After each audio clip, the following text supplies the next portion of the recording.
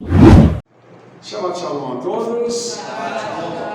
Hoje estamos iniciando um novo livro na Torá, que é o livro de Vaikra, e nós vamos hoje tratar de alguns assuntos muito interessantes aqui. E esse livro, irmãos, ele é um dos livros menos compreendidos em toda a Bíblia. E por quê? Porque existe uma resistência em se ler por conta da questão do sacrifício. Então as pessoas não entendem o motivo pelo qual a Bíblia tem um livro com tanto sacrifício, com tantas coisas que são consideradas estranhas. Mas nós vamos mostrar aqui o motivo disso, tá? A primeira palavra, Vaikra, e chamou, ela vem de um verbo hebraico, que é o verbo kará, que significa chamar, convocar, recitar. Então vamos lá. O que a Torá, ou o Eterno, quer dizer com isso? Quer dizer que há um chamado do Eterno para que o seu povo possa se arrepender. E esse arrependimento se dá através da confissão dos pecados e a consecução dos sacrifícios. Então, o livro ele vai falar sobre santidade. Mas para haver santidade, primeiro tem que haver arrependimento. Sem arrependimento não há santidade. Porque sem arrependimento não há perdão de pecados. Se não há perdão de pecados, não há santidade. Então, ele começa falando sobre isso. E é interessante que o que aparece aqui é o tetragrama. E falou o Eterno a Moshe. Por que é o tetragrama? Porque o tetragrama, ele fala para a gente sobre misericórdia. Ele fala para a gente sobre amor em dobro. Eu creio que você já sabe disso, mas vamos repetir. A guimatria do tetragrama é 26. Quando você pega 26 e divide por 2, dá 13. A palavra ahavá em hebraico, a guimatria é 13. Então o tetragrama é amor em dobro. O Senhor está querendo dizer aqui para o seu povo que Ele está fazendo uma convocação a eles para que Ele derrame sobre esse povo amor em dobro, amor dobrado. É como no Shabat, nós recebemos a porção dobrada. Então aqui há um amor que está chegando em dobro para poder alcançar o coração do povo de Israel. Isso vai vir através dos korbanot, que são os sacrifícios. E eu gostaria de mostrar para você uma coisa que é muito interessante, que está nos manuscritos em hebraico. A palavra Vaikra, ela termina com a letra Aleph, ok? Só que essa palavra Vaikra aqui, o Aleph, ele é menor do que as demais palavras da Torá. Em todas as outras vezes que essa palavra aparece, o Aleph está do mesmo tamanho das outras letras. Aqui ele aparece menor. E por quê? Os nossos sábios, dizem que isso se refere à humildade de Moshe. Porque a Torá diz lá em Números 12, 3, que Moshe era muito manso, acima de todos os homens que havia sobre a face da terra. Então, você imagina o seguinte: pense num homem que viu muita coisa impactante no mundo espiritual. Moshe foi levado até a eternidade, recebeu as tábuas, Moshe viu o tabernáculo, Moshe viu outras coisas. Esse homem teve experiências com o Eterno que são inomináveis. Você imagine alguém te dar a oportunidade de você ter uma experiência e te entregar um cajado, e através desse cajado o Senhor fazer milagres na vida das pessoas, na vida de uma nação. Você imagina esse homem no meio de dificuldades, com 2 milhões e meio de pessoas atrás dele, diante de um mar, ele precisando passar como o povo, porque o inimigo está ali para poder matá-los. E o Eterno diz assim: diz aos filhos de Israel que marchem, levanta o teu cajado e divide o mar. Imagine um homem como esse que orava, e o Senhor mandava codornizes, o Senhor mandava maná, o Senhor fazia com que um deserto pudesse ter água através de uma rocha. Imagine um homem desse tamanho, com tamanha entrada no reino do Espírito, como ele deveria ser. Nos dias de hoje, nós chamaríamos esse homem de um super rabino, de um homem fora do comum. Mas qual seria a postura dele? Moshe, depois de ter todos esses privilégios, ainda era humilde e ainda era acessível às pessoas. Ele não era como alguns casos que nós conhecemos, de líderes que vão pregar e saem pela parte de trás do altar, porque o seu carro já está estacionado lá no fundo, para ele não ter contato com o povo. Ele não é uma pessoa que tem seguranças para poder cuidar dele, porque ele não quer falar com qualquer um, ele só conversa com outros líderes. Nós estamos falando, irmãos, de pessoas que aqui, hoje, no nosso século XXI, são considerados grandes líderes, mas que não têm essa acessibilidade, que não se permitem ser acessados por outras pessoas. E vocês sabem que Moshe é uma pessoa que qualquer um podia chegar e conversar com ele. Então, esse caso é muito interessante, porque Moshe tinha essa humildade, essa mansidão, a ponto de ser acessível e de as pessoas poderem conversar com ele. Aí nós temos uma outra pessoa nas escrituras que também tinha esse perfil, e ele era chamado também de Anav, que é humilde, que é Yeshua. E em Mateus 11 diz assim: vinde a mim todos os que estáis cansados e sobrecarregados, e eu vos darei descanso. Tomai meu jugo e aprendei de mim, porque sou manso e humilde de coração, e você encontrará descanso para a sua alma, porque o meu jugo é suave e o meu fardo é leve.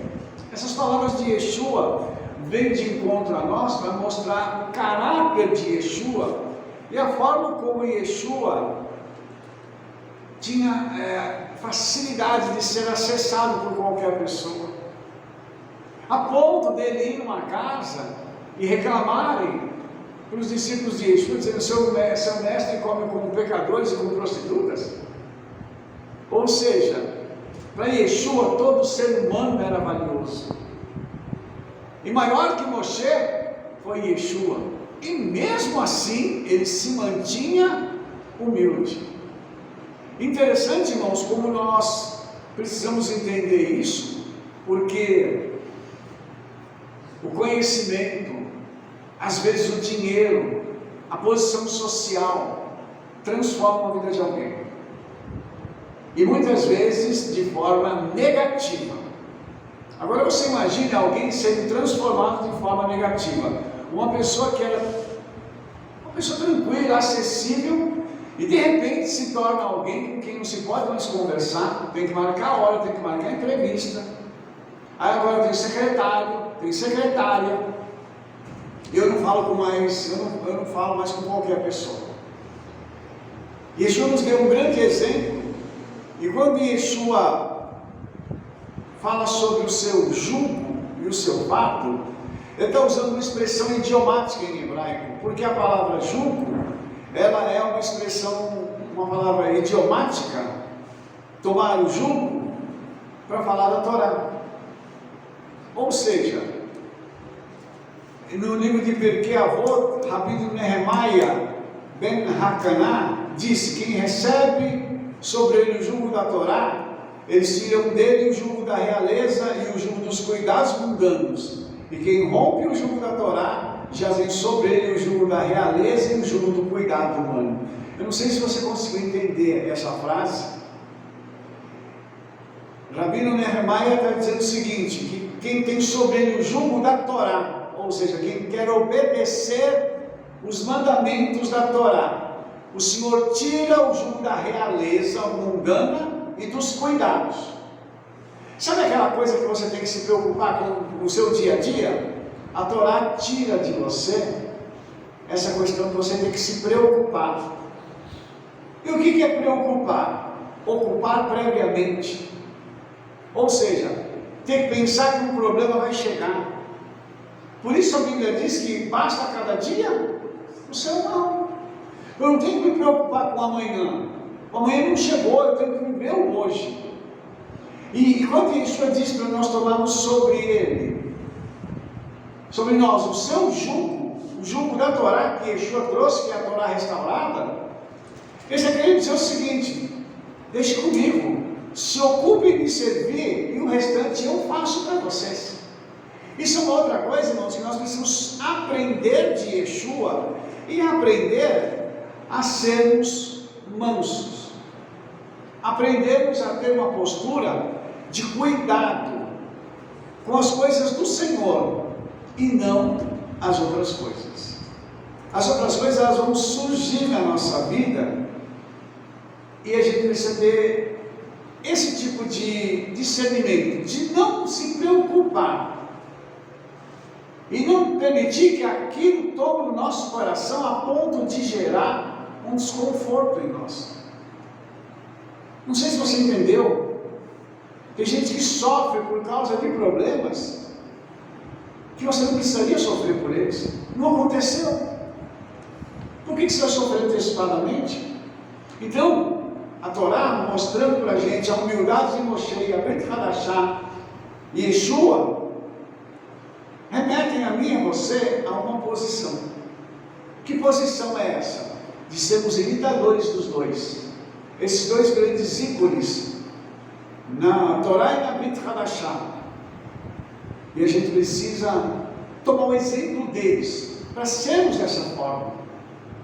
Por que eu tenho que fazer diferente? Por que eu tenho que achar que eu sou alguém, se eu fui feito do mesmo barro que todos os demais seres humanos? É uma estupidez quando alguém acha que é alguma coisa. E aí entra o orgulho e a arrogância. E nós entendemos por que Rassatã caiu no quinto céu para o terceiro. Porque ele teve esse sentimento no seu coração. Ele achou que ele podia ser maior que o Criador, que é bendito eternamente. Aí foi o começo da derrota dele. Vamos pôr um pontinho nessa Parashá Vaikra. Na verdade, ela só existe porque, na verdade, a Torá ela tem continuidade, né? Ela não é igual aqui, que tem as divisões, né? De versículos, os capítulos, né? E geralmente o Eterno fala, e falou o Eterno a Moshe. A gente sempre vai ouvir essa frase. Só que aqui e chamou o Eterno a Moshe. Mas por que ele chamou o Eterno a Moshe? Tem que ter uma explicação. A explicação está em Êxodo capítulo 40, verso 35. O tabernáculo é construído e a nuvem cobriu a tenda e a glória encheu o tabernáculo. E Moshe não podia entrar na tenda. Quer dizer, o tabernáculo ficou pronto, a glória encheu de uma maneira que Moshe não podia entrar. Então ele teve que ficar do lado de fora, né? E aí o que acontece? Vem vai entrar. O Eterno fala, Moisés, vem para cá que eu quero te ensinar. Olha que lindo isso, né? Mesmo um homem do nível de Moshe, ele esperou o Eterno chamá-lo para entrar dentro da casa dele. Na realidade, o que a gente descobre? Que o Eterno é o morador e Moshe é o hóspede ali. É o hóspede e o visitante. Ele era só o visitante. Por quê? Porque ele está visitando a casa do Eterno. Porque quem habita aqui dentro é o Eterno. Por isso que ele não pode entrar. Por isso que vai entrar, né? Ele chamou, está chamando ele, ó. Vem agora que eu vou te explicar sobre os sacrifícios. Então é lindo a gente ver isso, como que o Eterno tem ordem na casa do Eterno, não é um negócio cheio de desordem, né? Eu vou te chamar agora você pode entrar, né? Mesmo que minha glória encheu, e agora eu vou estar te chamando por quê? Porque eu vou te ensinar. É isso que é importante a gente saber, que quando a gente vem para a casa do Eterno, o Eterno vai nos ensinar. E não existe isso de que eu estive no céu 40 dias e 40 noites sem comer, eu vi toda a glória do Eterno, eu fiz isso, eu fiz aquilo. Não tem isso. Nós somos servos, né? É verdade. Eu lembro até que uma pessoa virou para você e falou assim: Rabino, vem aqui para você ver o fulano de tal que é famoso. Você falou: famoso? Mas não existe famoso no reino de Deus, não. Existem servos. Tudo bem, se eu for ir ver um servo do Eterno, tudo bem. Mas famoso é o caso de Moshe aqui, né? A humildade dele de saber que ele não era nada. Que antes dele ser criado, que o verme foi criado antes dele, né? É verdade. Então é isso. E só uma coisa interessante, irmãos, que a Rebete citou: as pessoas exaltam outras pessoas. Agora, aceitar a exaltação é um outro departamento. Tá? Por isso a gente tem que tomar muito cuidado para não aceitar a exaltação. Porque você é o fulano de tal. Não, eu sou um servo de Yeshua. Porque você é o grande. Não sou grande, não. Entendeu? Já fizeram isso comigo. Eu já fui em determinadas igrejas que na hora de se apresentar, o pastor falou assim: aqui nós temos, irmãos, o grande rabino, Marco Moreno. Aí quando eu tomei a palavra, eu falei assim: eu agradeço ao pastor, mas eu quero dizer uma coisa: grande é só Yeshua, eu só sou rabino. Grande é ele. Então, só para a gente poder se colocar no lugar. Por quê, irmãos? Porque a soberba precede a queda. Está claro isso? O soberbo está pronto para despencar. Deixa eu mostrar para você uma coisa interessante. Enquanto Yeshua e Moshe são retratados como pessoas humildes, lá em 1 Crônicas, capítulo 1, verso 1, está escrito assim: Adão, Sete e Enosh. O que esse texto tem de interessante? O Aleph, de novo, o Aleph de Adam, ele é maior. Ou seja, por que Adam caiu? Porque Adam desobedeceu ao Eterno por uma questão de orgulho. Ele achava que ele podia tomar uma decisão sem que aquilo interferisse no rumo da humanidade. Quando Rava peca, e ele vai pecar junto com ela. Você entendeu onde eu quero chegar? Isso é uma coisa muito interessante, irmãos. Quando alguém está tomando uma decisão ruim e uma outra pessoa vai atrás, essa pessoa é coparticipante. E não adianta. Ela vai pecar junto e vai sofrer a sanção junto. No caso de Adam foi muito pior, porque nós estamos hoje recebendo ainda as consequências do que eles fizeram. E se Adam não tivesse pecado, não tivesse falado assim: eu vou tomar minha decisão, ele podia ter chegado para o Eterno e falado assim: Eterno, a minha mulher aqui, ela pecou, ela comeu o fruto, o que eu faço agora? Eu vou junto com ela? Ou eu só tenho alguma outra solução para mim? Ele tomou a decisão sozinho. Ele não consultou ao Eterno. Pense no que eu estou te falando agora, irmãos. Quando nós queremos tomar uma decisão sozinhos para dirigir a nossa vida, isso também é uma questão de orgulho, de arrogância. Pare para pensar nisso. Isso é sério. Por quê? Porque nós vamos pagar o preço por isso. Por que você acha que Yeshua se tornou humilde? Porque ele precisava retificar aquilo que aconteceu com Adão.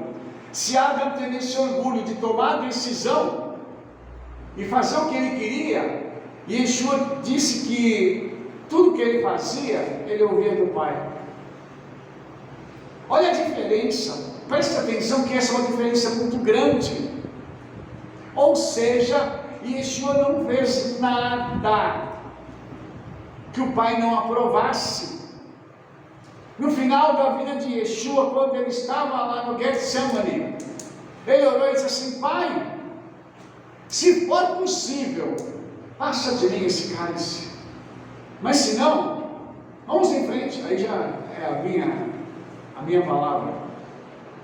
Você entendeu isso? Até na hora do sofrimento ele perguntou: Pai, dá para a gente parar o processo aqui? Dá para ir por outro caminho? Se não der, eu vou por esse caminho mesmo, eu vou te obedecer. E aí, irmãos, a gente começa a pensar o seguinte: se Adão não tivesse pecado, esses sacrifícios existiriam? Não. A humanidade estaria do jeito que ela está? Não. Veja bem que coisa interessante. Hoje, naquela época e hoje, o homem precisa se aproximar diante do Eterno com sacrifício.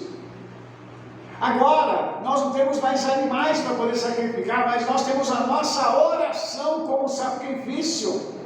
Elas são equivalentes aos animais que eram sacrificados. Então hoje nós temos que fazer algo para nos aproximarmos do Senhor, porque houve uma quebra. O profeta Isaías declara o seguinte: que os nossos pecados fazem separação entre nós e o Eterno. Então você imagina que tudo isso é consequência da ação de um homem. Porque se Adão, naquele momento, como sacerdote que ele era, tivesse falado assim: peraí, deixa eu consultar o Senhor, as coisas teriam tomado um outro rumo. A mesma coisa eu digo que se Satã não tivesse permitido que aquele sentimento entrasse no seu coração e ele se julgasse maior do que o Criador, o mundo não teria passado por tudo que passou até hoje. Então veja bem que o pecado do orgulho e da arrogância tem produzido na humanidade. Veja o estrago que está fazendo, e vai fazer estragos maiores até o fim dos dias, porque as pessoas acham que elas podem fazer qualquer coisa. E aí nós temos então as consequências que têm alcançado toda a humanidade. Por isso é tão importante nós entendermos que cada sacrifício desse está conectado com uma questão ligada ao perdão, sempre, e aponta sempre para Yeshua. Cada sacrifício desse mostra para a gente um aspecto da vida de Yeshua, e nos mostra o seguinte: o quanto nós precisamos de arrependimento. Lembrar o seguinte: pequei, preciso me arrepender. Tem gente que peca e diz assim: não, isso aí não é nada, não tem problema. Fez mal para outra pessoa, matou, roubou, fez outro tipo de coisa, mas isso não tem problema. Não há arrependimento. Então, para essa pessoa não haverá perdão. Isso é óbvio. Na aula que eu estava dando para os irmãos hoje mais cedo, eu falei sobre os 7 níveis do inferno. Cada tipo de pecado vai ser o destino da pessoa no inferno. Então você imagina essas pessoas que não se arrependem, que cometem esses tipos de pecados. Cada tipo de pecado vai levar ela para um local com um sofrimento que vai ser eterno. Então, irmãos, isso mostra para a gente o seguinte: que isso aqui não é uma brincadeira. Quando os sacrifícios, os korbanot, foram instituídos, é para que o homem pudesse alcançar perdão através da expiação do pecado pelo sangue. Você quer que eu repita? O sangue de um inocente expia o pecado. Então o animal, ele apontava para Yeshua, porque o sangue do justo ele expia o pecado da sua geração. Diz os nossos sábios, e o sangue do justo Yeshua expiou o pecado de toda a humanidade em todos os tempos. Então, Rabino Daniel Krentzmann disse: a necessidade da missão de Mashiach ben Yosef surgiu como resultado do pecado de Adão. Se Adão não tivesse pecado, não precisaria vir o Mashiach. Vocês entenderam como que o universo foi modificado pelo pecado de Adão? As consequências não são só físicas, são espirituais. Então, a vida do Mashiach, segundo esse rabino, é para poder fazer o tikkun, ou seja, a restauração da humanidade. Então, quando ele veio para fazer essa restauração em todas as gerações posteriores, subsequentes. Então ele veio para corrigir um dano no passado, mas esse passado seria corrigido e seria extensivo ao futuro. Então, olha só o papel de Yeshua como foi importante. E isso estava prefigurado nos sacrifícios aqui do livro de Levítico. Por isso que a gente precisa entender que quando a Torá mostra essa letra Aleph pequenininha e depois ela grandona, isso está ligado ao quê? O Aleph está ligado à natureza infinita e eterna do Criador. E o Aleph é interessante porque ele constitui-se de 3 partes.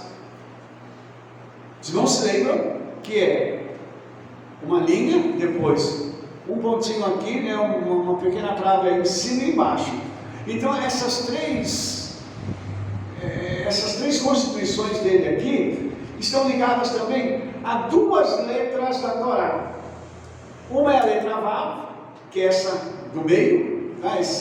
E as outras 2 menores da letra Yud. Então, se você pegar a soma do Aleph, dá 26. Voltamos para o tetragrama. Olha que coisa tremenda. Pense em outra coisa. Se você fizer a somatória do 26, a redução dele, dá 8. 8 é um número que está ligado ao infinito. Isso significa que essa valorização da natureza infinita do eterno, ela é para sempre. A humildade de Moshe, de Yeshua, prefigurada pela letra Aleph, é algo que nos remete a essa infinitude do Criador. Então, a letra Aleph, irmãos, é uma letra muito importante, que mostra para mim e para você o quanto nós temos necessidade de nos colocarmos diante do Criador de forma humilde, para podermos entender o que significam aqueles sacrifícios, a importância de cada um deles e como eles apontam para essa questão da humildade, porque só pede perdão quem é humilde.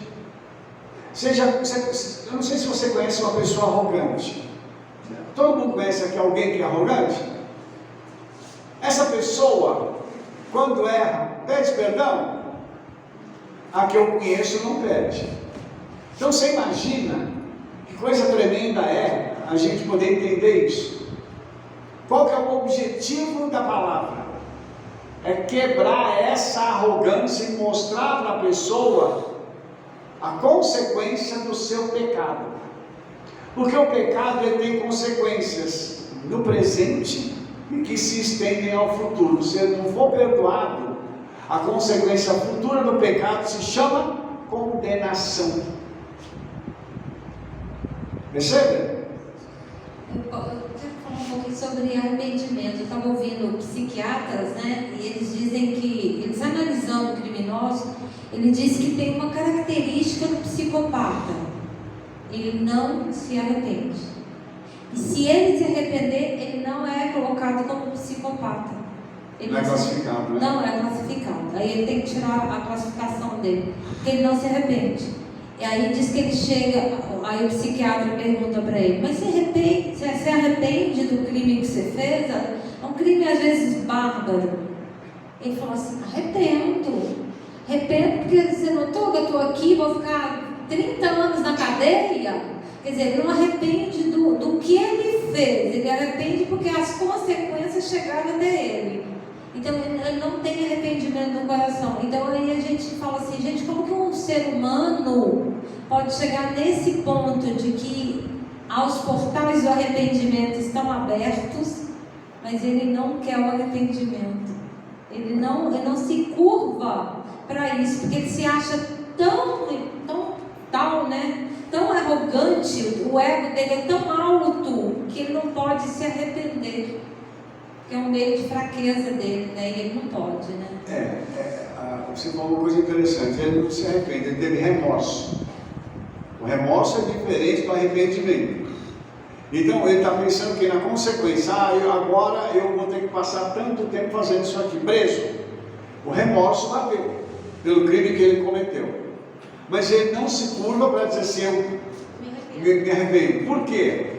Foi colocado na mente das pessoas que só os fracos se arrependem. Tem uma outra coisa que colocaram acerca de nós que somos homens. Eu não sei se você já ouviu falar: homem não chora, homem de verdade não chora. Não é isso? E por que homem não chora? Porque para eles o choro é sinal de fraqueza. E quem se arrepende geralmente chora. Os irmãos entenderam a conexão que tem nisso aí? Perceba a malignidade dessa fala, que para nós, quando éramos crianças, ouvíamos isso. A crença, né? Mas isso é bem Crença limitante. né? Isso é mais ocidental do que o oriental sempre, né? O árabe, o judeu, eles sempre rasgavam roupa, choravam. Então, Marcos, isso é um conceito do Ocidente. Você vê que isso foi uma coisa implantada pelas trevas no Ocidente para dizer que todo mundo é forte. Nós somos assim assado, macho. Né? A frase: eu não me arrependo de Por favor, fala no microfone, me ajuda. Ou então, às vezes, a pessoa pergunta: você se arrepende de alguma coisa que você fez na sua vida? Não, eu não me arrependo de nada. Do que eu fiz, só do que eu não fiz. Só do que eu não fiz. Me arrependo de nada. Faria tudo de novo. Faria tudo de novo. Obrigado, viu? Mas vocês entendem, irmãos, o nível do que a Torá está tratando aqui? Estou falando de uma letrinha que está diferente na palavra Vaikra. Vocês estão vendo o peso que tem essa letrinha diferente? Para nós, você entendeu como isso é profundo? E como isso mexe com a gente e com a nossa estrutura? Então, esse chamado é para quem quer se arrepender. Quem é que quer a salvação? Aqueles que são passíveis de arrependimento. Techuvá. Irmãos, quem não faz techuvá não vai para o céu. Rabino, é bobagem só falar um negócio desse. Não é não. O céu é o único lugar onde os arrependidos vão entrar e vão ser recebidos como príncipes. É o único lugar. Vocês entendem onde eu quero chegar? Isso é profundo, gente. Nós temos que atender e aprender estas lições para a gente poder crescer. O humilde tem entrada em qualquer lugar. O arrogante, ele não é bem-vindo em muitos lugares. Você está entendendo? Você segue. Fala, Débora. Shabbat Shalom, Rabi. Shabbat Shalom. O senhor falou uma coisa aí, me corrija se eu estiver errado. Porque lá na Torá está escrito que Adão, quando ele pecou, foi traduzido para nós no português que ele se escondeu entre as árvores. Eu descobri uns dias atrás que ele entrou na árvore. Porque Betlehem, é isso? Se me foge a palavra. E aí o Eterno fala de novo essa palavra, falando que a questão do tabernáculo, que ele queria conviver com a pessoa. Habitar. No meio. E a palavra é a mesma, é Betlehem. Betlehem. Então assim, Rafa, qual é a minha pergunta? Não sei. Adão, quando ele pecou, ele teve essa necessidade de entrar em uma árvore, se escondeu. O Espírito de Deus saiu dele. É por isso que a gente tem esse sacrifício agora de buscar esse Espírito de volta, é isso? Não, veja bem, porque essa palavra, quando ela é usada de duas formas diferentes. Pode ser dentro, no meio, ou pode ser entre, no meio de alguma coisa. Então, quando diz que ele estava se escondendo ali entre as árvores, né, no meio das árvores, ele realmente se escondeu fisicamente, porque ele ouvia a voz, só que ele não via ninguém. Ele estava tentando se esconder da voz. Não, veja bem, entenda bem. Como que essa voz fazia? Essa voz era como se fosse uma pessoa. Então ele falava e a voz vinha e conversava com ele, como se fosse uma pessoa. E aí ele pegou e foi se esconder. E quando a voz pergunta: onde você está? Eu me escondi, porque eu estou nu. Quem te disse que você está nu? Você comeu do fruto? Entendeu? Então, na realidade, Adão ali não precisava que o Espírito estivesse dentro dele, porque ele não tinha pecado. Depois que ele pecou e saiu do Gan Eden, o Espírito precisou se aproximar dele, porque agora ele perdeu toda a proteção. Irmãos, o Espírito Santo ele está em nós, e os anjos estão ao nosso redor para nos proteger, e o Espírito está em nós para nos guiar. Você imagina que no Gan Eden ele tinha conhecido de tudo. Quando ele sai do Gan Eden, ele conhece o quê? Nada. Ele tem um mundo inteiro que ele precisa agora explorar. Quem foi o guia dele? O Espírito Santo. Então, essa é uma questão também bem interessante. E aí a gente entende o seguinte: para que precisa do sacrifício? Porque ele tem que retificar o que ele fez. Como é que ele retifica? Através do sangue. Então o pecado, ele era coberto pelo sangue, hoje ele é perdoado pelo sangue de Yeshua. E quando a gente fala de perdão, nós estamos falando de algo que ela é lançado no mar do esquecimento. Eu queria que os irmãos entendessem uma coisa: Satanás lida com algumas coisas que ficam como é que eu vou dizer para você? Ficam disponíveis por conta do nosso histórico. Uma delas se chama culpa.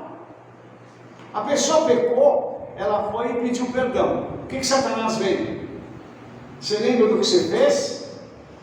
Ele vem com o passado para jogar na nossa cara. Mas a Bíblia não diz que nós fomos perdoados? Se nós fomos perdoados, por que nós temos que ouvir que nós ainda devemos alguma coisa? Os irmãos entenderam onde eu quero chegar?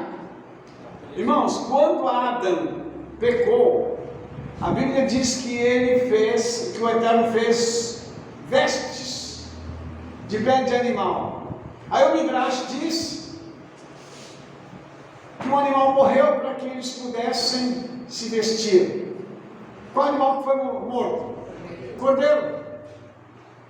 Opa! Então isso significa que agora Moshe está regulamentando o sacrifício que foi feito no Gan Eden. O cordeiro que morreu lá para expiar o pecado de Adão e para vesti-lo. E por que ele precisava ser vestido? Porque Adão tinha uma veste de luz. Quando ele pecou, a luz apagou. Por quê? Porque entrou em cena no corpo dele as trevas através da desobediência. E nós é um outro assunto muito profundo. Vou tentar ir devagar com você agora. Quando isso aconteceu, Adão então agora já não tem mais luz própria. Adão carece agora da outra luz. E por isso Adão, quando ele sai do Gan-Eden, ele está vulnerável a todo aquele mundo. E até tem uma história que diz que Adão estava fazendo as coisas lá no primeiro dia e de repente começa a vir a noite. E Adão então ficou apavorado, falou assim: misericórdia, agora por causa do nosso pecado, falando com Rava, só tinha uma pessoa, só tinha ele e ela. Falando com Rava, ele disse assim: agora o nosso pecado trouxe a escuridão. Ele começou a orar, e ficou com muito medo da escuridão. E adormeceu, e no outro dia, quando ele acordou, tinha luz. O que a gente quer dizer com isso? O que a tradição quer dizer com isso? Que Adão não sabia o que era escuridão, porque ele vivia na luz plena do Eterno. Vocês entenderam que o pecado, a consequência do pecado, foi tão terrível que o homem teve que descobrir o que era isso. O homem não tinha problema emocional. O primeiro confronto que ele teve foi quando o Eterno pergunta para ele: você comeu do fruto que eu te mandei não comer? Você desobedeceu? Ah, mas foi a mulher. Vocês entenderam, irmãos, que os nossos confrontos, nossos problemas emocionais remontam lá ao Gan-Eden? Está tudo lá, a origem está lá. Por isso que nós não gostamos de ser confrontados. Nós não gostamos que as pessoas falem assim: você fez tal coisa, você errou em tal ponto. E Adão, o cordeiro já tinha sido, depois ele é sacrificado por ele. E Adão não precisa mais se preocupar com isso. Mas o que o diabo veio fazer? Você pecou. Para trazer o que de volta? A culpa que já foi expiada. Então, esses korbanot aqui, qual era a função deles? Era mostrar que o pecado tinha sido perdoado. Então, o que o sacerdote dizia? A mesma palavra que Yeshua disse: vai e não peca mais. Senão você vai ter que trazer outro korban. Imagina mexer no bolso. Hoje um cordeiro deve custar o quê? Uns 3 mil reais. O que é isso entre nós, né? 3 mil reais. Ou então você leva um boi. Quanto está um boi? Uns 10, 20 mil. Coisa básica. Só por causa do pecado. Você entendeu onde eu quero chegar? É por isso, irmãos, que o pecado tem um preço a ser pago. A lição de Levítico capítulo 1. E toda vez que fala dos korbanot, qual que é a lição a ser aprendida? Não peca não, porque o pecado tem um custo. A alma que pecar, Jeremias diz, essa morrerá. Pois não, Marcos? Então, Rabino, por isso que, dentro do meu entendimento, né? Agora que a gente aceitou, que a gente foi libertado pelo sacrifício do Mashiach, né? Por isso que o Salmo 21 Salmo 91 traz tanto conforto, né? Porque quem se refugia no Altíssimo, mesmo que perca toda a proteção angelical, né? Os 1000 morram ao seu lado e 10.000 do outro lado, os anjos, que mesmo assim estaremos protegidos pelo Eterno. Nenhum mal nos alcançará. É isso, né? É isso. E por quê, né, Marcos? Olha que interessante. Porque o Senhor guarda aqueles que são dele. São os filhos. Aqui, todos nós temos pais e mães aqui. E eu sempre falo uma coisa: mexe comigo, mas não mexe com o filho meu.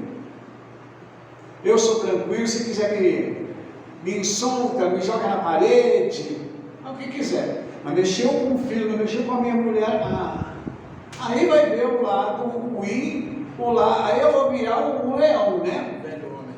É verdade. Mas, e por quê? Porque se nós somos assim, imagine o Eterno, para poder resguardar os seus filhos. Irmãos, pense nisso. Pense no que o Eterno fez. Lá no Gamele, pegou uma ovelha, um cordeiro, lá e falou assim: vou te matar, para preservar os dois. Você morre, mas eles vão continuar. Os animais falavam, né? Sim. Ela deve ter Irmãos, quando Rava conversa com a serpente, ela não viu nada de errado. Adão conversava com os animais. Tem uma teoria que diz que ele conversava com as plantas. Tem gente que fala, tem gente que gosta de planta, vai lá, rega as plantas, conversa com as plantas, o pessoal fala assim, essa pessoa é doida. E essa pessoa está voltando lá para o tempo do Gan Eden. Já imaginou você bater um papo bacana com uma árvore? Imagina ele vendo Conversar com a árvore e falar para a árvore só, suponhamos que seja uma mangueira. Aquelas ainda pequenininha, puxa, você podia produzir umas mangas assim bem gostosas e tal. Eu vou te abençoar aqui, vou jogar uma aguinha. Você quer uma musiquinha? Vou colocar aqui para a gente ouvir uma música junto e tal. Ah, Rabino, isso é coisa de gente doida. E são lições que a Bíblia tem, que a gente precisa aprender. Isso não é coisa de doido, não, irmãos. Eu e você precisamos aprender algumas coisas. Sabe? O mundo convencionou dizer que quem faz alguma coisa que está fora do padrão deles é doido. Ué? Deixa eu colocar um pontinho aqui. Na realidade, tudo tem um sopro do Eterno, senão não existe. Se a pedra não tiver uma essência do Eterno, ela não vai existir. Assim como a árvore. Então fizeram um experimento com plantas, colocaram as duas, né? Uma começou a dizer palavras abençoadoras, coisas boas e tal. E a outra começou a falar palavras de maldição, coisas ruins. Aquela que era de bênção, ela cresceu e ficou forte. A outra murchou e secou e morreu. Então, assim, esse experimento científico, né? A gente tem até aquele livro que fala sobre isso. Então, assim, isso que você está falando, que falar com a planta não é loucura, não é loucura. Você está com uma plantinha, ela não está indo bem, se você pegar nela com carinho, conversar, ela vai crescer. Porque ela tem um sopro do Eterno, senão ela não existe. É isso que a gente tem que pensar. Onde o Eterno está? Em todo lugar. Em todo lugar. Está na planta, está na grama, está na formiga, está na árvore, está no homem. O Eterno está em todo lugar. Então não dá para você separar isso.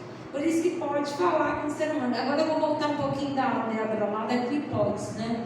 Na verdade, cada vez que a gente foi andando, o século foi passando, a gente vai criando as clipotes, né? Que vai revestindo a nossa carne, para que a gente não ouça mais a voz do Eterno, não veja anjo, não veja o reino do Espírito. Diferente da época do Abraão, não ouvia a voz do Eterno, via anjos. E a gente não, ele não vê nada. Você vê Sansão lá, quando foi antes de nascer? A mãe e o pai viu. Quer dizer, então, à medida que a gente vai andando, o pecado vai ficando mais intenso também. Essas clipotes, essas castas que são vestes, vai entrando em nós. E quando que a gente tira essas vestes? Quando a gente recebe Yeshua e essas vestes vão sair, é igual cebola, né? Mas são camadas que vai saindo. Isso que o André ministrou hoje pra gente, essas camadas que tem que sair, porque senão a gente vai ficar com as clipotes. E aí a gente não vê nada, não ouve nada, não consegue ter discernimento do reino do Espírito. Né? É essa a importância da gente ter esse contato direto com o Eterno, né? Yeshua. Com certeza. Pastor Rodney, por favor. Tem outro microfone. O senhor já respondeu todas as perguntas que eu tinha. Já respondi? Já. Quando eu perguntei, o senhor respondeu que foi o primeiro sacrifício, né, que o Eterno tinha feito, justamente para vestir o Adão sobre isso e a questão da luz, né? Da luz que o Adão perdeu, e é assim que a gente recupera com esse sacrifício. Era isso que eu estava querendo comentar. E baseado no que tem no sacrifício hoje, como está em Levíticos, é justamente para retificar aquilo que o senhor falou. Se a gente não tiver como eterno, essa luz vai se apagando até que a gente fique na escuridão. Sim. E essa escuridão é justamente a parte que gera a desobediência e deixando, vamos dizer assim, aberto, visto, desprotegido para que o inimigo possa te atacar. Era isso. É verdade. E o senhor falou uma coisa importante, pastor, que é aquilo que diz respeito a readquirir a luz. Quando é que nós vamos readquirir isso? Quando nós formos arrebatados. Aí, Rabino Shaul diz que isso que é mortal vai se revestir da imortalidade. E nós recebemos de volta o corpo de luz que nós perdemos em Adão. Entendeu? Então, os irmãos imaginam que lindo que vai ser quando aquele monte de luzes subirem para a eternidade, através do arrebatamento. Então, essas coisas, irmãos, são coisas assim maravilhosas que a Bíblia nos proporciona quando nós nos aprofundamos no estudo da Torá. Alguma dúvida? Ou eu posso falar um pouco sobre o Korbanot? Vamos falar então sobre os Korbanot. Essa palavra Korban, ela vem do verbo karab, né, que significa aproximar-se, chocar-se. Então, para que serviam os sacrifícios? Para que houvesse uma reaproximação do homem com o eterno.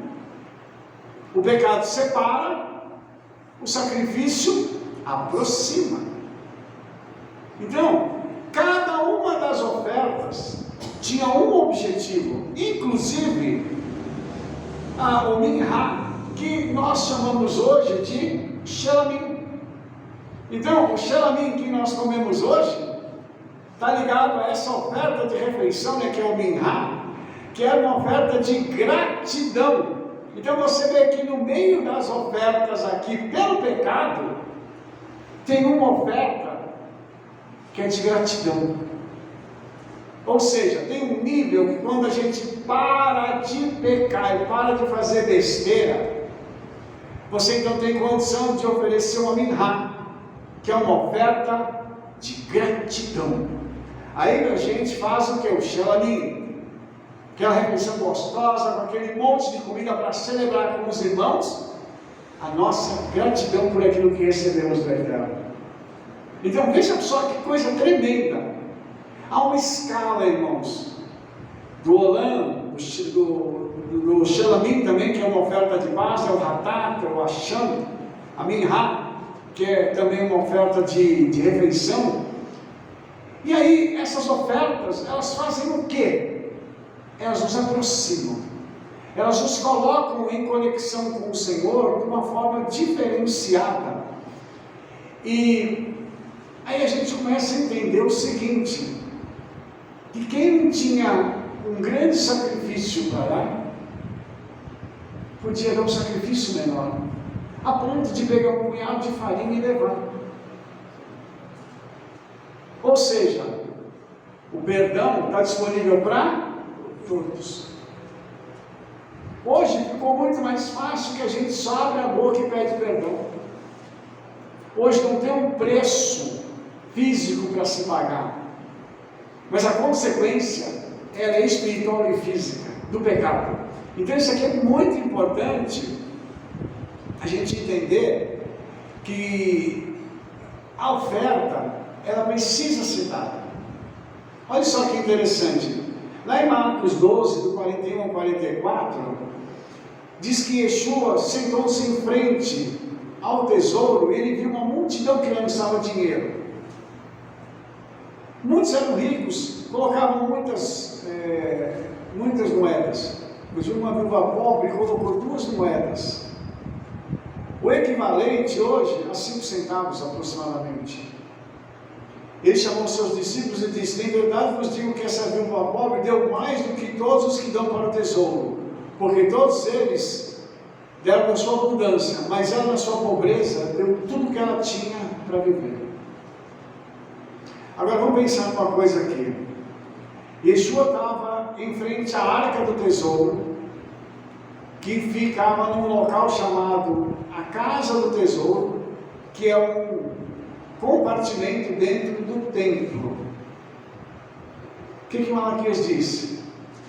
Trazei todos os dízimos à casa do tesouro, onde tinha a arca do tesouro. Então o que ele estava fazendo? Cumprindo o mandamento da Torá. Os irmãos entenderam isso? E era dinheiro. Porque, infelizmente, irmãos, tem um grupo de pessoas aí na internet dizendo o seguinte: não, dízimo e oferta agora não é mais dinheiro, a gente tem que dar outra coisa. Eu espero que todos nós possamos ter, cada um aqui, uma fazenda para a gente dar, inclusive, o nosso gatinho, né? A nossa colheita, né? Pegar os peixes que nós vamos criar, dar os peixinhos e trazer tudo aqui para a congregação. Eu só espero que ninguém se incomode com, né? Se você trazer aquele monte de vaquinha para a congregação, só para satisfazer esses abençoadinhos. Lógico que não, estou brincando, estou sendo irônico aqui, obviamente, né? Mas os irmãos, vejam que coisa interessante isso. Aquela mulher levou dinheiro para poder depositar. E Yeshua considerou a oferta dela não pela quantidade, mas pela qualidade da oferta. Ela deu tudo o que tinha, porque ela sabia que o milagre ia acontecer na vida dela. Então, onde eu quero chegar com isso? Toda vez que a gente se arrepende de um pecado e dá uma oferta, o que acontece? Um milagre vem sobre a nossa vida. Por isso que é lindo isso, irmãos, a gente vê os princípios que estão aqui na Torá. E olha que interessante, esse tipo de sacrifício é para todo mundo. Levítico 4:2 diz o seguinte: fala aos filhos de Israel dizendo, se alguém pecar sem querer, até pecado involuntário também, vai para essa lista, porque tem coisa que a pessoa vai fazer o quê? Ela vai pensar e executar o ato. E tem gente que não vai vigiar e vai pecar. Ok? Tem os dois tipos. E nesse tipo de situação, a Torá contempla tudo. Ou seja, está tudo no mesmo balaio. O pecado é pecado e vai resolver tanto um quanto o outro. Mas vai ter que ter arrependimento. Eu pequei, preciso me arrepender, vou resolver isso agora.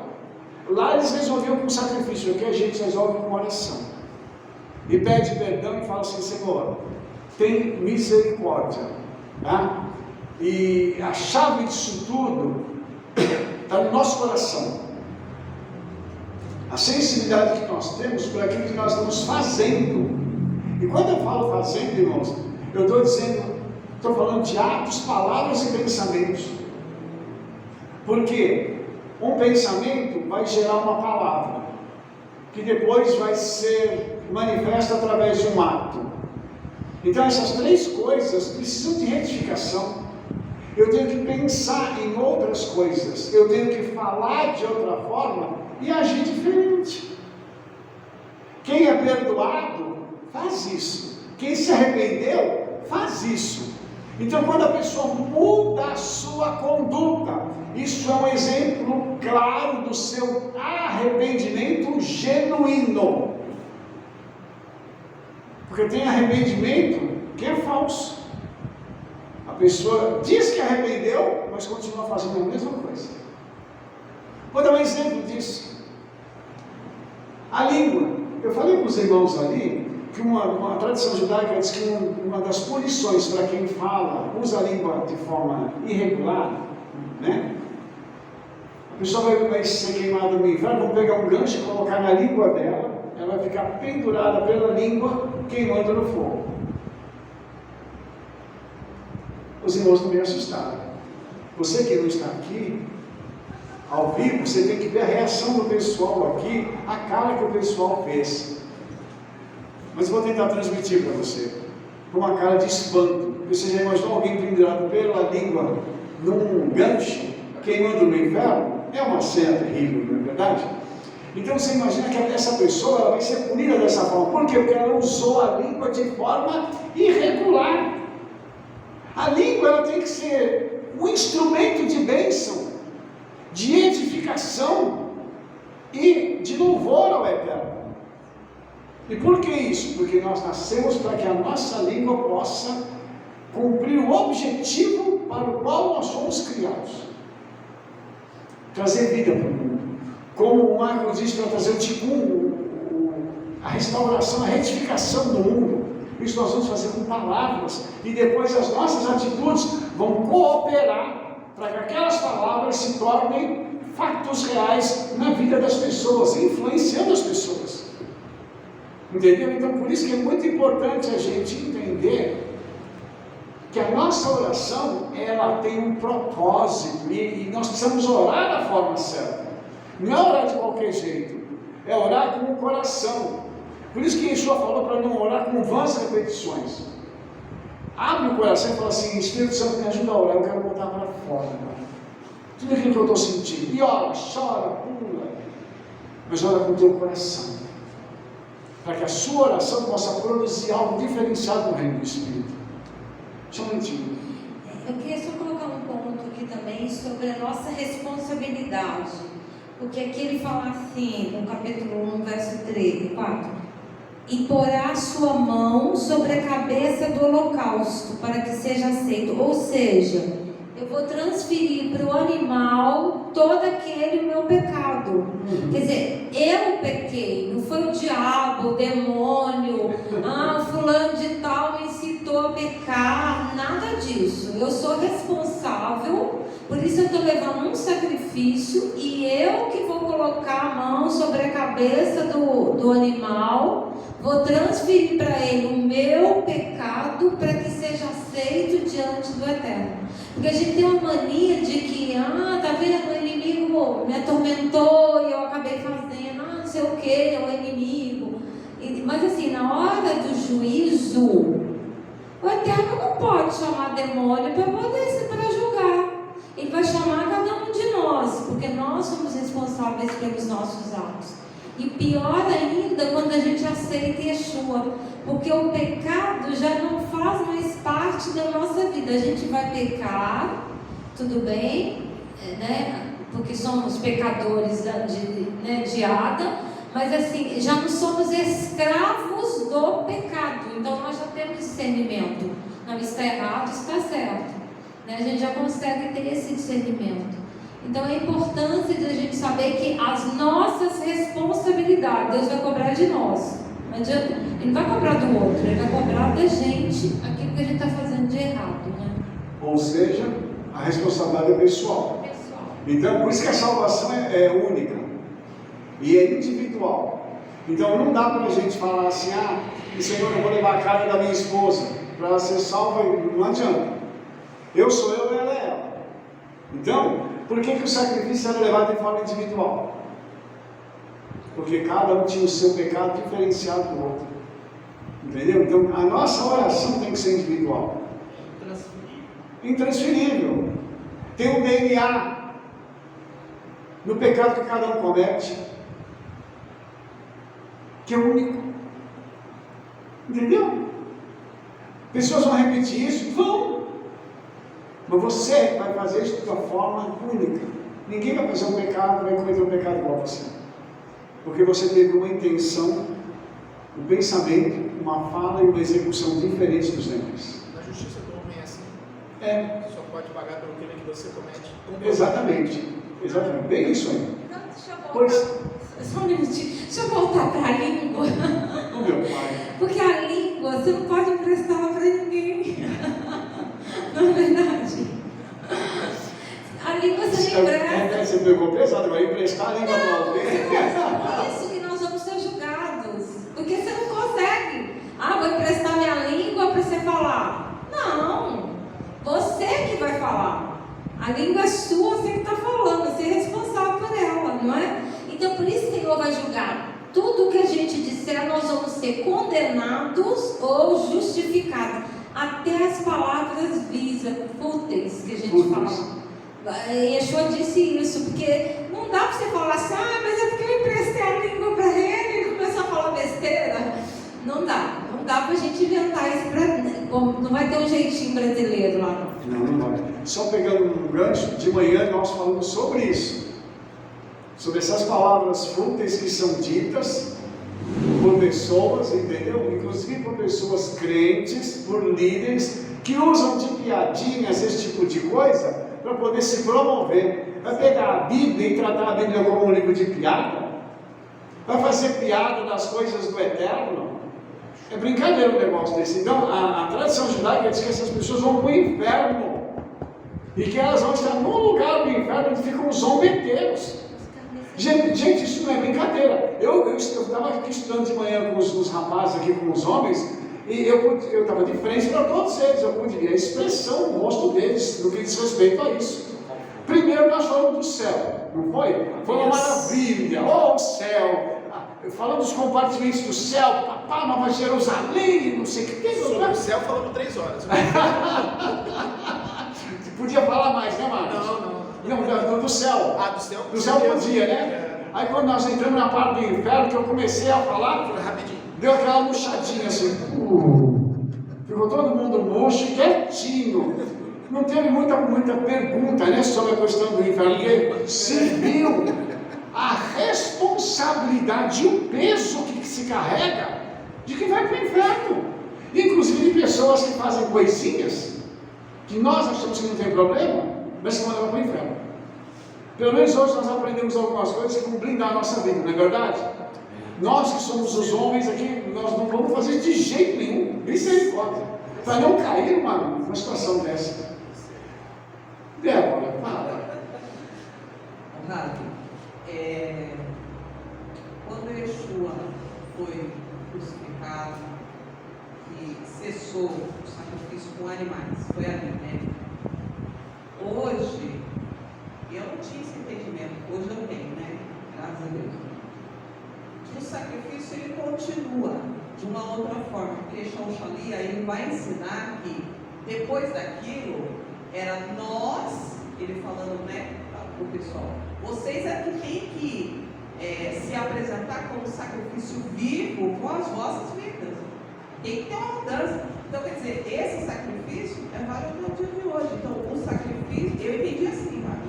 O sacrifício hoje é a gente se apresentar com o corpo puro, pureza de língua, de perna, de boca, de tudo, né? Não é pegar a palavra do outro, eu faço, ó jeitinho brasileiro, eu faço das palavras dela assim.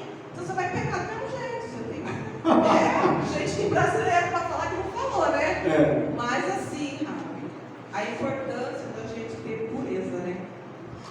É um sacrifício, né? E lembrando só uma coisa, né, Débora? Que o sacrifício, ele morre. Só que Rabino Shaul disse que nós vamos nos apresentar como sacrifício vivo. Esse sacrifício não vai morrer, ele vai continuar vivo, sendo sacrificado dia após dia para haver essa mudança. Porque a mudança ela tem que se expressar no dia a dia. Entendeu? Então nós vamos tomar o lugar do próprio Yeshua, dizendo o seguinte: assim como o Senhor sofreu, eu também quero me colocar no teu lugar. Se precisar sofrer como o Senhor sofreu, eu vou sofrer. Aí, irmãos, é uma questão de identificação, onde o discípulo se identifica com o seu mestre. Isso é uma coisa pesada, é uma coisa mais séria também. Mas é um momento, irmãos, no qual nós também podemos dizer que as palavras de Rabino Shaul foram tão cirúrgicas para ele falar com o pessoal lá em Roma, porque os irmãos sabem que a congregação de Roma, ela estava localizada num dos piores lugares onde a palavra era pregada. Você se lembra que lá o Rabino Shaul foi preso, lá aconteceram uma série de coisas, e o nível de palavra do Rabino Shaul para a congregação de Roma, de todas as que ele usou, foi mais alto. Então vocês imaginam que lá a palavra dele alcançou um nível muito alto, um nível de raciocínio e de forma como ele colocou as coisas. Por isso ele precisou oferecer essa conjuntura de dizer que nós somos um sacrifício vivo. Oferecer os nossos corpos como esse sacrifício, falando com ele, depois falando com o pessoal lá em Corinto, falando com as demais congregações, as cartas circulavam de um lado para o outro, para que a gente pudesse vivenciar com a boa, perfeita e agradável vontade do Eterno. Porque isso não se conhece, se vivencia. Entendeu? Tudo aquilo que é bom, a gente vivencia como a gente vivencia o que é ruim. Porque, deixa eu fazer uma pergunta para você. Se você soubesse das coisas ruins que iam acontecer na sua vida após a sua conversão, você tinha ficado do lado de Yeshua? Sim. Sim. É uma boa pergunta. Teve gente que já pulou fora. E por quê? Porque achou que as boas novas é só coisa boa. São boas novas. Só que no bojo das boas novas, o que é que tem? A identificação com o nosso Senhor. Kefa, diz a tradição cristã, né? E quando ele foi ser morto, pegaram Kefa e falaram assim: nós vamos te crucificar igual você fizer, igual o teu mestre. Ele disse assim: eu não sou digno, então me crucifica de cabeça para baixo. Diz a tradição. Agora você imagina o que é um homem dizer o seguinte: eu não quero ser como meu Senhor, mas eu aceito morrer por Ele. Por Ele. Eu não sou digno de ser igual, mas eu vou morrer por Ele. Isso é muito tremendo a gente poder entender. Ramon. Shalom. Ao longo dessa caminhada, quando a pessoa vai se convertendo, pegando esse conceito do sacrifício, partes de nós, né, do ser humano, ao longo da caminhada, ela tem que ir morrendo, né? E esse sacrifício poderia se entender dessa forma, que ao longo dessa caminhada, partes do antigo eu, ela vai ficando para trás. Ela tem que morrer, né? Para que esse novo homem venha se construindo ao longo da caminhada, porque não é de dia para a noite. Ah, não. Então esse sacrifício poderia se entender que inclinações das trevas, às vezes, que nós temos no passado, até chegar a essa luz plena, ao longo da caminhada. Então, a renúncia dos pecados, o antigo homem, a antiga mulher, esse sacrifício? Na realidade, a gente tem que entender o seguinte: o pecado, ele só é perdoado através do sacrifício. E o perdão, ele vai causar um impacto naquela área que a pessoa pecou. Então, aquela área, ela vai começar a ser restaurada. Porque lembra que cada pecado tem uma área diferente, né? Então, eu vejo as coisas assim. O que a Torá faz? A Torá expõe o problema. E quando ela expõe o problema, ela traz à luz algo que precisa ser retificado. Eu tenho que ser honesto e falar assim: eu tenho um problema nessa área. Eu preciso consertar nessa área.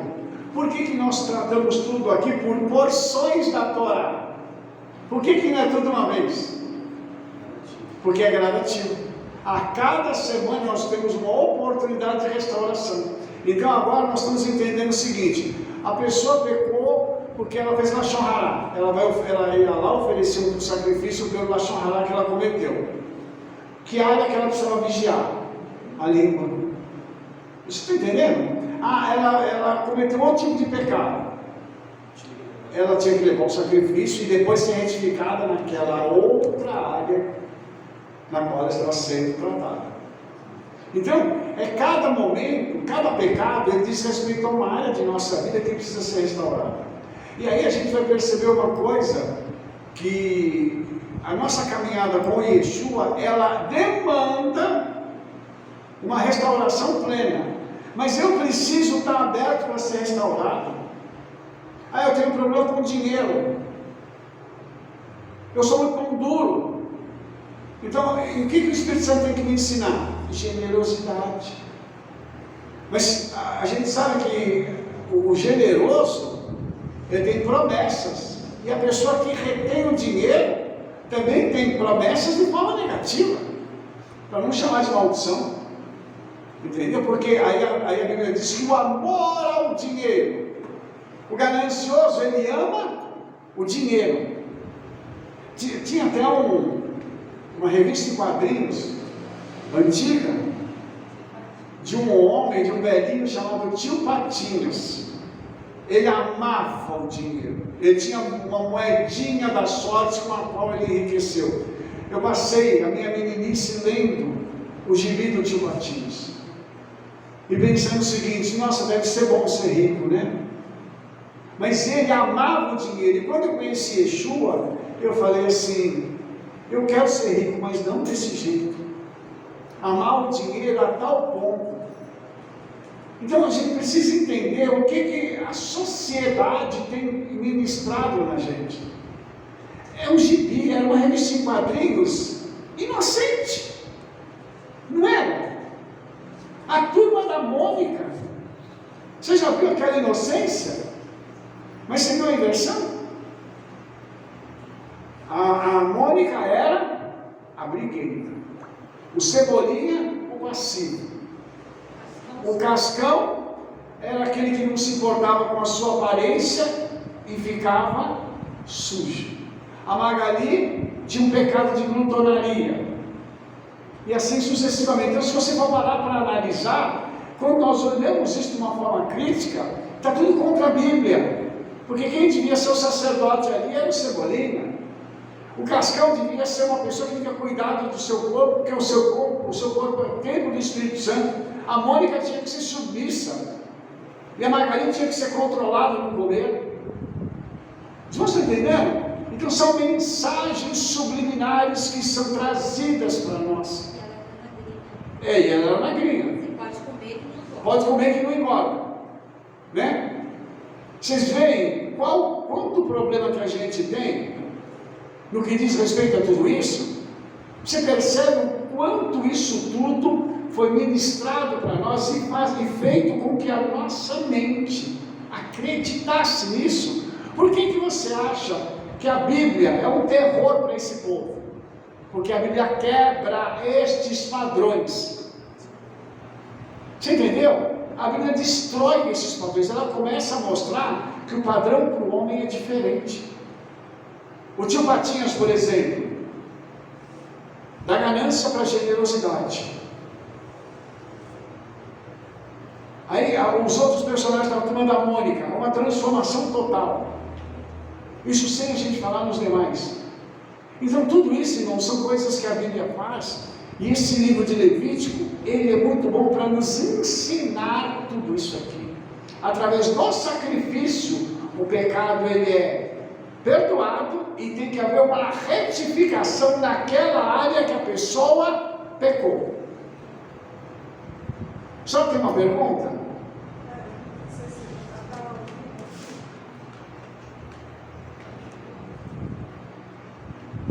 Qual que é a pergunta, por favor?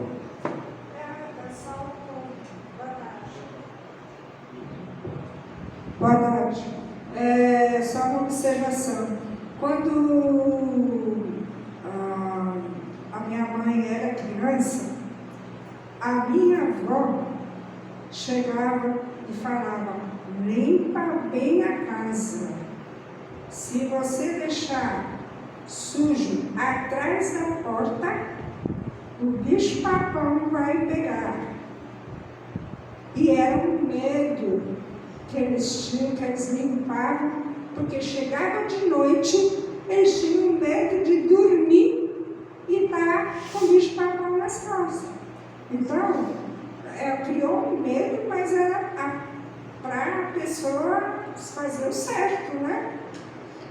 Isso não precisava, né? Eles usaram desses artifícios e criaram medos que ficaram implantados no coração da pessoa. Então, a pessoa falava assim: o bicho-papão vai vir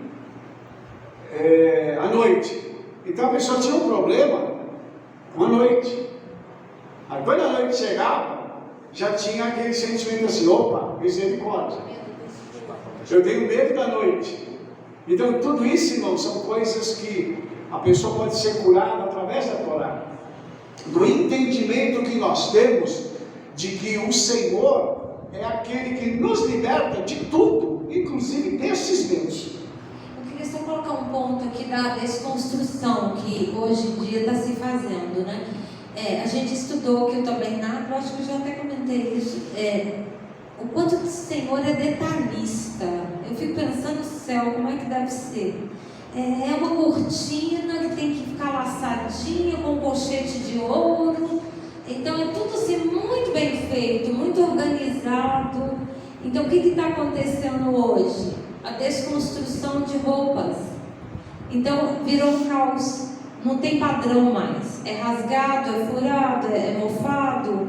Para quê? Para colocar caos. Porque quando você está num lugar de desordem, aquilo cansa a sua mente, aquilo te deixa com a mente confusa. Né? Então eles estão fazendo isso com roupa, com arquitetura. Né? Você vê, às vezes tem uns quadros que você fala, meu pai, mas eu acho que meu filhinho de 1 ano pinta melhor. Não, um negócio que você fala, puxa vida, né? E fala que é arte, né? Mas para quê? Para desconstruir, porque o caminho do Eterno ele é muito correto, ele é muito detalhista, muito em ordem. Por isso que a Shalom, ela tem ordem, né? Ela põe ordem na desordem. Então vem lá fora e começa a pôr desordem. Você vai ver em São Paulo aqueles prédios tudo pichado, sujo, aquilo te dá uma canseira. Você fica doido para voltar, te cansa, você fica estressado. Agora, é a diferença entre você entrar no supermercado bagunçado e um todo arrumado.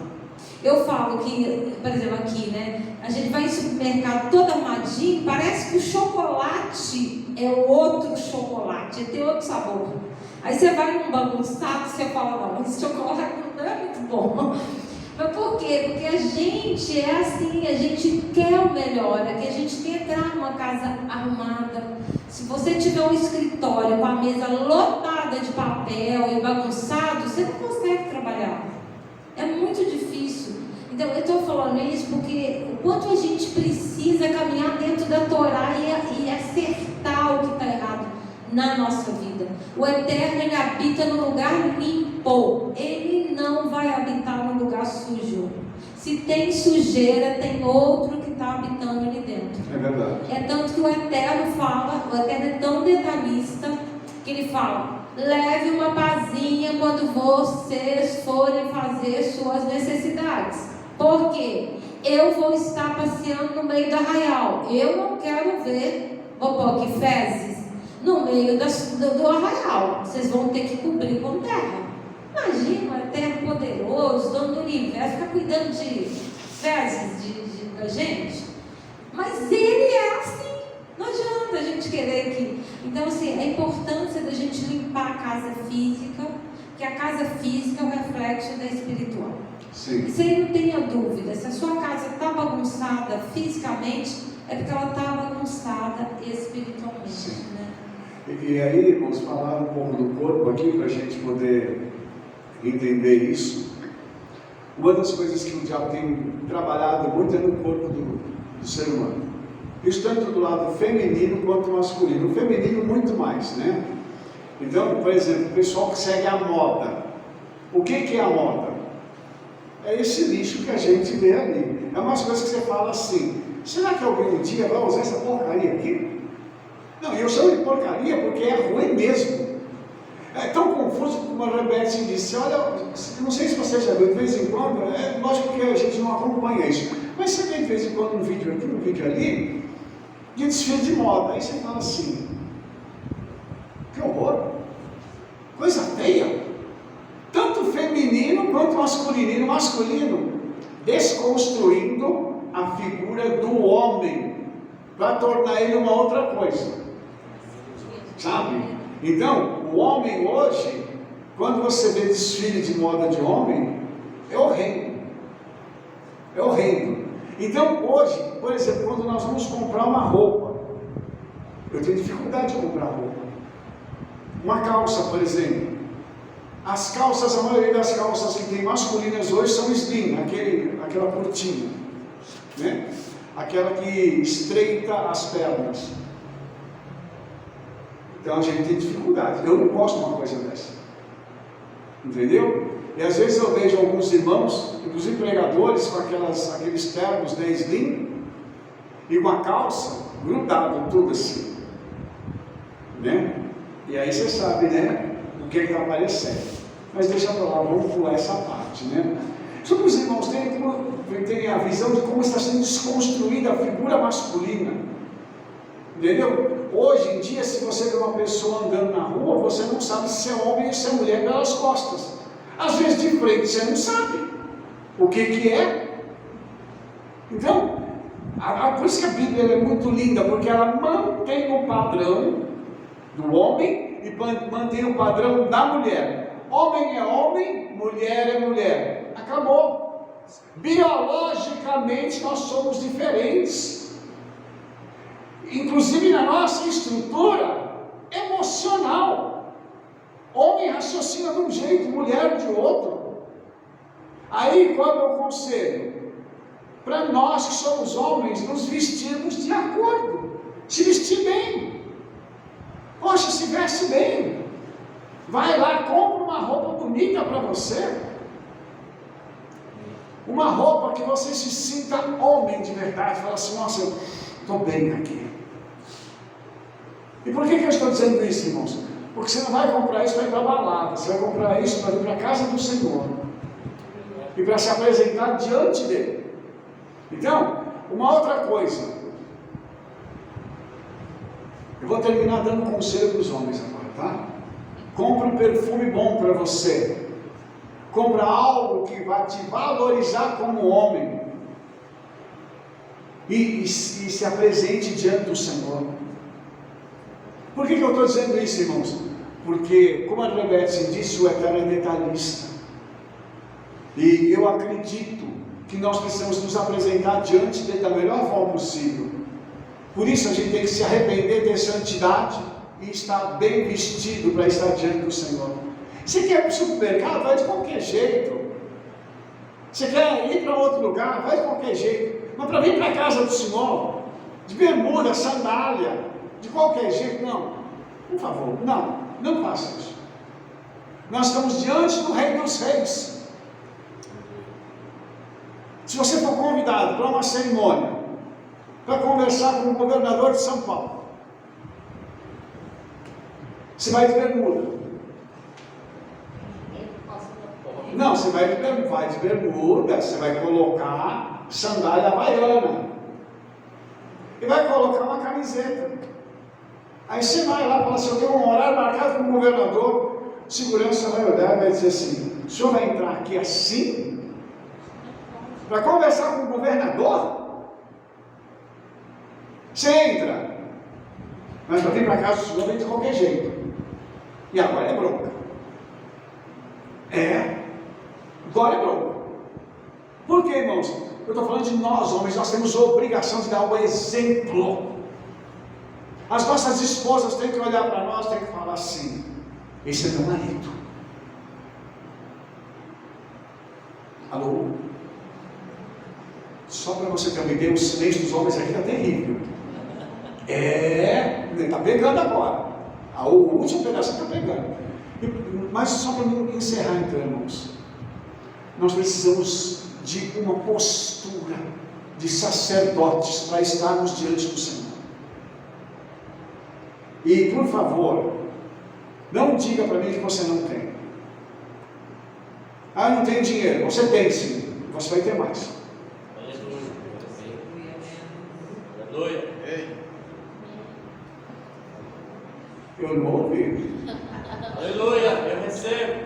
Então, nós temos que crer que o Senhor vai nos dar o melhor para nós nos apresentarmos diante dele com o melhor de nós. Porque nós vamos chegar um dia diante dele e ele tem o melhor esperando por nós. Por isso o livro de Levítico aponta lá para o futuro. Ele diz assim, vocês vão oferecer os korbanot, eu vou perdoar vocês e vou levar vocês para a minha presença, santos e purificados. Por isso que o livro de Levítico é tão lindo. Eu não consegui passar hoje da primeira palavra. Hoje a Paraxá foi uma só palavra, mas eu espero que essa palavra possa ter acrescentado algo à sua vida e possa ter trazido uma informação e uma formação para que a nossa vida seja transformada em nome de Yeshua.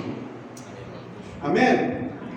Você que me ouviu até agora, eu vou deixar o QR Code e vou deixar um Pix se você quiser contribuir com o nosso ministério. Também que você possa dar um like, envie esse vídeo para todo mundo que você conhece. Mostre para as pessoas esse trabalho que nós estamos fazendo, porque nós vamos nos ver no nosso próximo vídeo. Não se esqueça, tá? Apoie o nosso ministério. Shabbat Shalom, toda Rabá, letra outra.